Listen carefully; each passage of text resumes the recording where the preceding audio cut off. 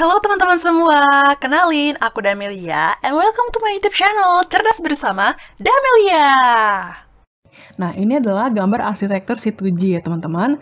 Jadi sebelum kita mengetahui bagaimana sih proses pengiriman datanya, kita perlu belajar dulu tentang komponen-komponen yang terdapat pada jaringan 2G. Nah, yang pertama, ini adalah sisi RTX ceritanya, sisi pengirim. Ini adalah sisi RX, penerima, transceiver, receiver, oke? Pertama-tama, terdapat yang dinamakan dengan MS atau Mobile Station. Jadi, MS ini adalah user ya. Nah, di sini juga terdapat user. Kemudian, dari MS akan masuk ke BTS melalui gelombang radio. Nah, jadi, BTS ini sebenarnya terdapat di bagian bawah, teman-teman, di sini-sininya. Terus ini adalah gambar towernya. Kenapa sih kok di gambar tower, bukan gambar BTS-nya aja? Jadi, tower ini melambangkan keberadaan si BTS gitu lah ya. Nah, sebenarnya BTS itu terdapat dua komponen teman-teman. Ada yang dinamakan dengan RRU atau RRH, Radio Remote Unit. Ada yang dinamakan dengan BBU, Baseband Unit. Nah, dua komponen ini yang terdapat dalam BTS itu memiliki dua fungsi yang utama. Yang pertama adalah fungsi multiplexing gitu ya. Yang kedua adalah fungsi modulasi. Nah, kedua fungsi inilah yang menentukan arsitekturnya bagaimana sih. Kalau misalnya dalam 2G, dalam 3G, dalam 4G itu kan beda-beda karena fungsi dari multiplexing dan modulasi yang dilakukan oleh si BTS. Oke?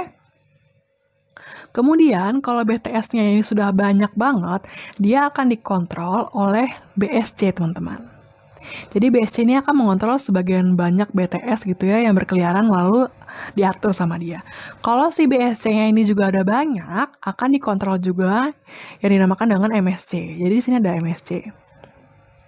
Di dalam MSC ada komponen tambahan yang dinamakan dengan HLR, VLR, AUSI, sama AIR ya. Kita akan bahas satu persatu.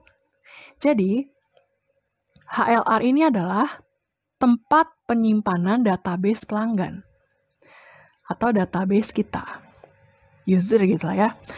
Nah, terus semua database yang terdapat dalam HLR itu akan dikopikan, ya dikopi atau disalin ke VLR dan selama 4 jam sekali akan diupdate data-datanya seperti itu. Nah, terus ada yang dinamakan dengan AUSI. Jadi AUSI adalah proses tempat billing terjadi gitu ya. Billing atau pembayaran atau charging gitu. Nah, di mana proses billing ini akan didasarkan oleh data yang terdapat pada HLR. Kemudian yang terakhir ada namanya AR. Jadi AR ini adalah tempat penyimpan data email. Apa sih data email? Kalau kalian belum tahu, ayo lihat. User atau mobile station sebagai kita gitu ya, itu sebenarnya punya dua nomor ya. Yang pertama ada namanya nomor MS ISDN. Yang kedua ada nomor email. Salah, bentar. Email. Nah, nomor MS ISDN ini sebenarnya nomor yang telah kita apalin, kayak 08 bla bla bla bla gitu ya. Nah, sedangkan nomor email adalah nomor yang terdapat pada perangkat si HP-HP user masing-masing ya. Jadi setiap user itu sebenarnya punya nomor email masing-masing. Jadi ceritanya kenapa sih kita perlu mengetahui nomor email? Salah satunya adalah menghindari perdagangan gelap atau penculikan HP gitu ya. Jadi kalau HP dicolong, kita bisa mengetahui keberadaan si HP tersebut melalui nomor si email. Itulah fungsinya si AR. Oke, kalian sudah tahu semua komponen-komponen ini. Selanjutnya kita akan bahas tentang signalingnya ya. Sebenarnya ada dua sisi yang utama teman-teman. Karena dari MS ke BTS itu kan langsung berhubungan dengan user ya. BTS langsung berhubungan dengan user. Udah gitu menggunakan gelombang radio. Maka sisi sebelah sini dari MS ke BTS gitu ya, dia dinamakan sisi RAN atau Radio Access Network. Pokoknya inilah sisi akses gitu ya, sisi di mana data yang telah di signaling akan dikirimkan. Maka di sini juga sisinya RAN. Dari sini menuju sini sisi RAN. Sedangkan dari BSC, dari sini ke BSC lagi, dinamakan dengan sisi core network.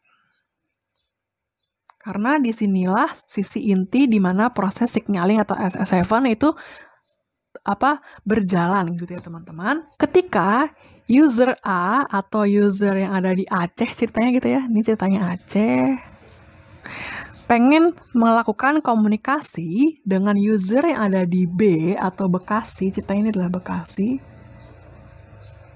maka hal yang harus dilakukan pertama kali adalah proses signaling. Jadi gambar titik-titik merah ini adalah proses signaling ceritanya ya. Nah, signaling itu akan dimulai dari si BSC. Jadi BSC akan terhubung ke MSC, lalu MSC akan bertanya, di mana sih posisi user yang ada di Aceh ini sebenarnya gitu ya. Nah, proses pencarian tersebut akan dilakukan oleh si STP. Kenapa kita memerlukan STP di sini? Karena Aceh Bekasi itu kan jauh bener ya. Maka dari itu kita memerlukan STP sebagai proses signalingnya. Makanya ini kita belajar mode signaling quasi-associated. Oke? Nah, STP akan mengetahui keberadaan user yang ada di Aceh melalui data yang ada di HLR. Kemudian, STP yang ada di Aceh akan menghubungi STP yang ada di Bekasi. Nah, setelah proses menghubungan ini yang dinamakan dengan SS7. Dia menggunakan jaringan SS7 di sini. Kemudian, STP yang ada di Bekasi akan mencari tahu di mana sih letak si user yang ada di Bekasi ini. Nah, dia akan tahu letaknya melalui data yang di VLR yang berada di MSC. Maka dari itu dia berhubungan gitu ya, gitu. Lalu dari MSC, setelah dia mengetahui posisinya, dia akan kembali ke BSC. Nah, setelah proses signaling itu selesai, maka selanjutnya adalah proses pengiriman datanya.